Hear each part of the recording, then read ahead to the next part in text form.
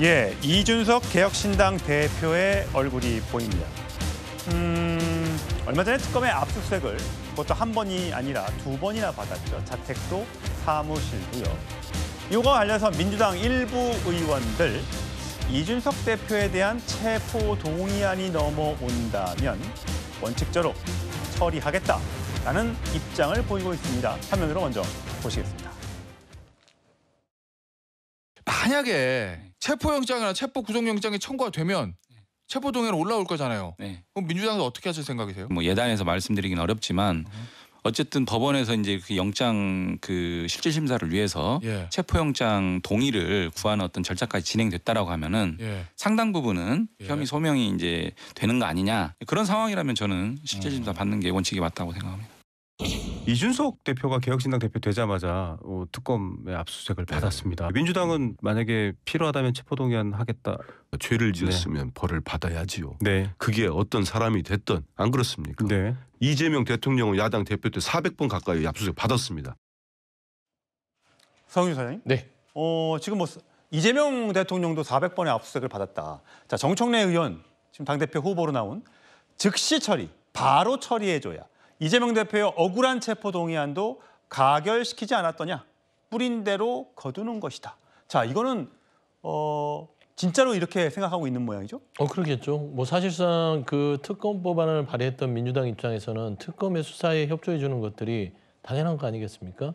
이준석 의원도 특검 찬성을 했던 의원 중에 하나이기 때문에 특검의 압수수색에 대해서 본인이 어떤 그 혐의점이 있다면 가서 있는 그대로 성실하게 조사에 임하면 최소한 체포 동의안이 국회로 넘어오는 그 상황까지는 처리되지 않을 거라고 봅니다. 그래서 저는 이 문제를 가지고 뭐 민주당이 야박하게 뭐 다른 당의 의원들에 대해서 체포 동의안을 즉시 가결시킨다. 이거는 너무나 당연한 이야기로서 사실 이 특검 자체에 대해서는 뭔가 숨겨진 진실들을 밝혀내는 데 있어서 국회가 발의한 특검법을 부인할 수 없다는 차원에서 얘기하는 것이고 솔직히 정청래 의원께서 이제 이렇게 좀 강하게 얘기한 것들은 지금 전당대회가 열리고 있습니다. 그래서 당 내에 당원들, 특히 좀 이렇게 시원한 걸 좋아하는 그런 당원들에게 선거용으로 조금 더 세게 얘기했지만 꼭 정청래 의원뿐만 아니라 다른 민주당 내의 의원들도 체포동의안에 어떤 국회가 들어왔을 때는 즉시 처리한다. 그 입장은 반대로 특검에 성실하게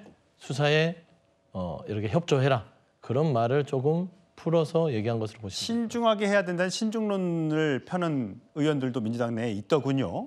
네. 정혁진 변호사님. 사실 이때 2023년이었죠. 이재명 대표의 체포동의안이 가결됐을 때. 네네.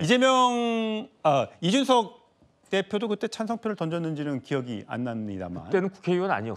그렇군요. 아니었군요. 자, 그때 당시에 이 체포동의안이 넘어간 거는 국민의힘 의원들이 찬성을 했을 것이고 민주당에서도 반대표가 있어서 그 통과되던 거 아닙니까? 그랬습니다. 예. 그래 민주당에서도 상당한 그 찬성표가 있었기 때문에 그렇기 때문에 이제 그 영장 실질 심사로 넘어갔고 그래서 영장 실질 심사를 받았는데 그때 유창훈 부장판사가 그때 영장을 기각하면서 뭐 이런저런 예컨대 야당 대표고 유명한 사람이고 그렇기 때문에 증거인멸에 염려가 없다. 유명한 사람은 봐줘야 된다. 이런 뉘앙스로 그 영장을 기각했던 거 아니었겠습니까?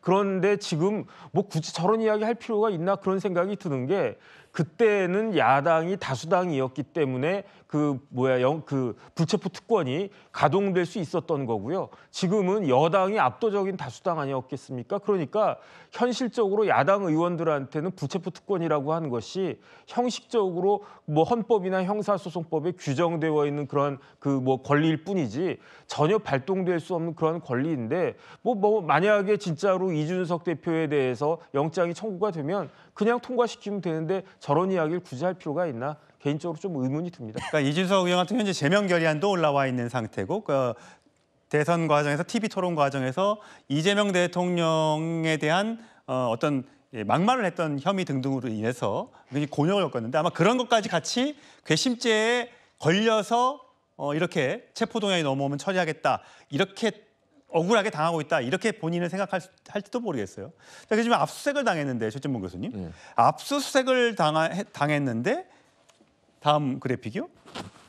한동훈 등의 단어를 검색을 했다는데 이건 무슨 얘기입니까? 그러니까 이제 아마 물론 이제 이건 이준석 대표 전 대표 측에서 얘기한 예. 겁니다. 압수수색하는 과정에 있어서 이제 예를 들면 PC나 이런 데 들어있는 자료들을 예. 검색해서 그 검색한 내용을 가지고 이제 그 내용만 가져오는 거잖아요. 예. 근데 이제 그건 이준석 대표 전 대표 측에서 얘기하는 건 지금 대표는 참 이준석 대표 측에서 얘기하는 건 한동훈 등의 검색을 했다는 거죠. 그게 사건과 무슨 연관이 있냐? 그 준항구를 했다는 건데요. 이게 이제 7불사 회동이라고 얘기하는 그 회동 당시에는 이 비대위원장을 한동훈 대표가 하고 있었어요. 예. 당시에. 그래서 그와 관련된 걸 아마 한동훈 대표에 대한 무슨 뭐 타겟이나 아니면 조사 이런 건 아닌 것 같고요. 제가 볼 때는 연관된 예를 들면 이준석 예를 들어서 지금 그 대표가 본인이 어떤 역할을 함에 있어서 한동훈 당시 비대위원장 연관된 어떤 얘기들이나 파일을 만들었을 가능성도 있지 않겠어요? 제 개인적인 이건 추측입니다. 예. 물론 그런 부분들을 찾아내기 위해서 한 게 아닌가 하는 개인적인 생각은 들고요. 근데 아마 그런 문제를 지금 이준석 대표 측에서는 문제를 삼고 그걸로 준항고를 해서 지금 압수하게 된 문제를 제기했는데 이건 법원이 판단할 문제니까 지켜보면 될 것 같습니다. 정의진 변호사님, 이거 이런 경우도 있습니까? 압수수색하는 과정에서? 거의 없고요. 저거는 말이 안 되는 겁니다. 왜냐하면은 어떻게 그 수사관들이 또는 검사나 아니면 그 밑에 있는 수사관들이 압수수색하는 데 가가지고 거기에 특정한 단어, 그것도 민감한 단어를 넣어가지고 그걸 갖다가 합니까? 그다음에 압수수색이라고 하는 거는요. 영장 있지 않습니까?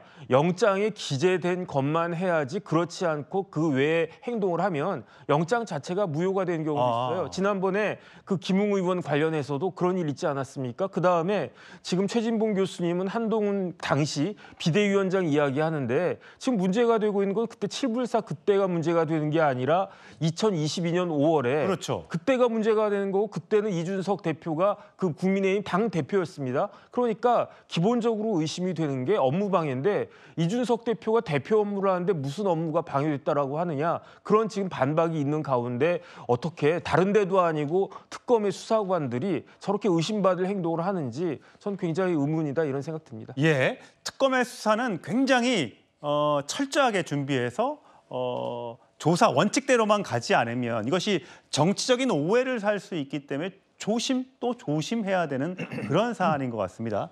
워낙 많은 압수수색과 워낙 많은 소환 조사가 이루어지고 있기 때문에 자칫하다가 그 특검 수사의 전체적인 그림에 치명타가 될 수도 있기 때문에 주의가 필요하다는 지적이 그래서 나오는 것 같습니다.